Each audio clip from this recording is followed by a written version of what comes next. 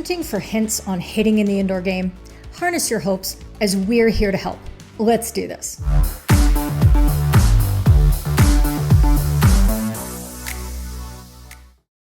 Hey friends, I'm Keely Dunn of FHumpires, back with a hot take on one hockey rule. On this Indoor Ruler Tuesday, we'll dissect another mostly indoor-only rule. The prohibition against hitting applies all over the court in indoor, and we'll go through the why and the how today. Rule 9.4 has got to be one of the shortest rules in the book, and it says, players must not hit the ball. Cool. However, that succinct clause has to be read with the definition of hitting that's found at the very start of the rulebook.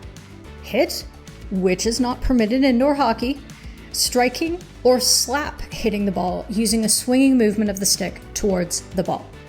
Slap hitting the ball, which involves a long pushing or sweeping with the stick before making contact with the ball, is regarded as a hit and is therefore not permitted.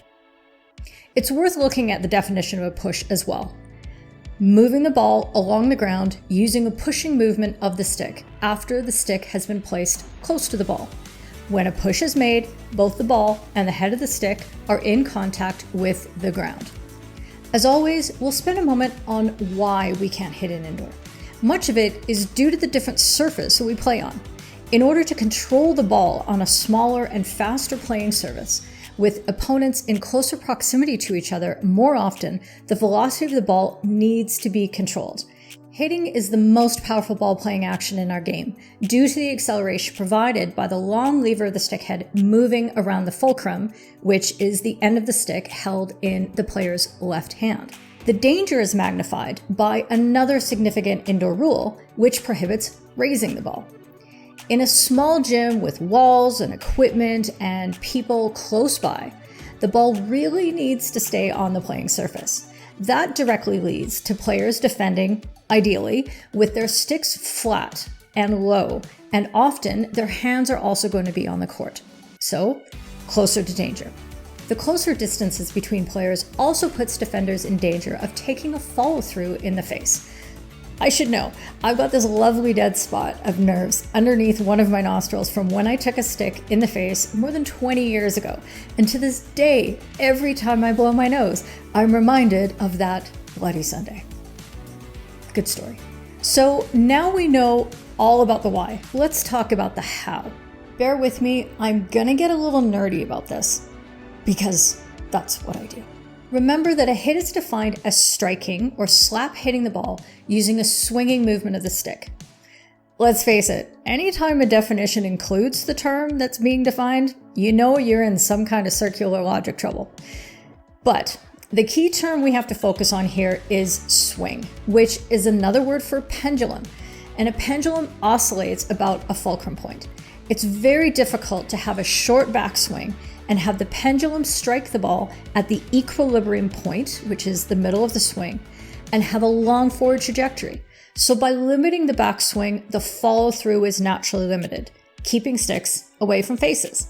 On the other hand, it is possible to have a long backswing and a short follow through of the pendulum trajectory, but either the restoring force has to be absorbed in a solid surface, like hitting the ball down into the turf, in, say, a squeeze shot in outdoor, or countered by the hands of the player to restrain that force, and it's really hard to do. Some hockey folks interpret that concept that I so geekily explained as meaning that if the hands are together closely at the top of the stick, you have a fulcrum and therefore must be developing a pendulum and therefore a swing. It's not quite that easy, as we still allow a small amount of a swinging motion, because even a push involves a fulcrum. It's just that pivot point is established after the ball is already in extended contact with the stick. Conversely, a player can still hit the ball with two hands apart on the stick without that extended stick-to-ball contact, as in a slap. That can occur when either the stick moves along the ground or it moves out of the air down towards the ball on the court and then up again. There's also the implied contrast between a hit and a push. As exclusively defined terms, one can argue that if a player is pushing the ball, which implies an extended contact between stick and ball, they can't be hitting it which requires only a brief impact of stick on the ball that deflects it away immediately after the point of impact. So a hit involves a combination of a definite fulcrum, a lack of a pushing motion, and a big enough backswing. So how big is too big? Some hockey jurisdictions have guidelines like 50 centimeters as a maximum or 60 centimeters. And I have to admit, that's really hard to visualize. I like to frame it as if it's a meter, it's too much. As in 1 meter is just over a stick length. And that's a distance that we can all picture very easily in our brains. Let's look at some examples. In this clip, the overhead angle gives us a great view of exactly how far the stick travels before it makes contact with the ball. 1 meter, without a doubt. Here's another example where a deceptive sweep is used by the passer, which incidentally is a fantastic move in outdoor. However, the stick clearly travels more than a stick length before it contacts the ball and pushes it into the corner to the goal scorer.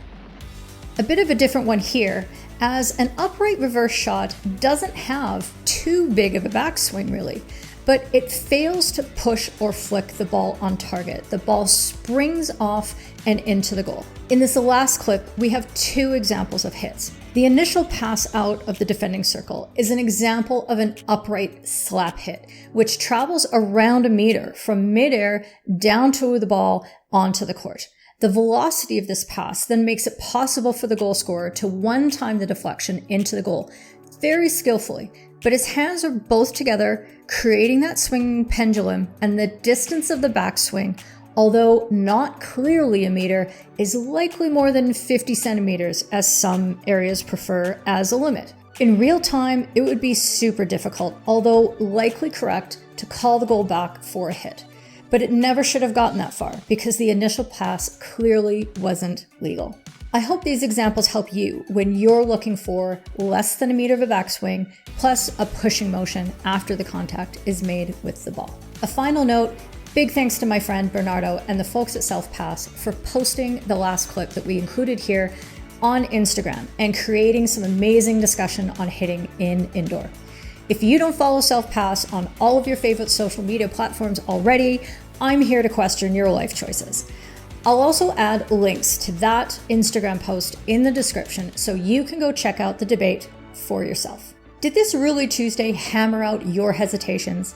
Hit the like button, follow this feed or subscribe to the channel, and hold court in the comments and replies below.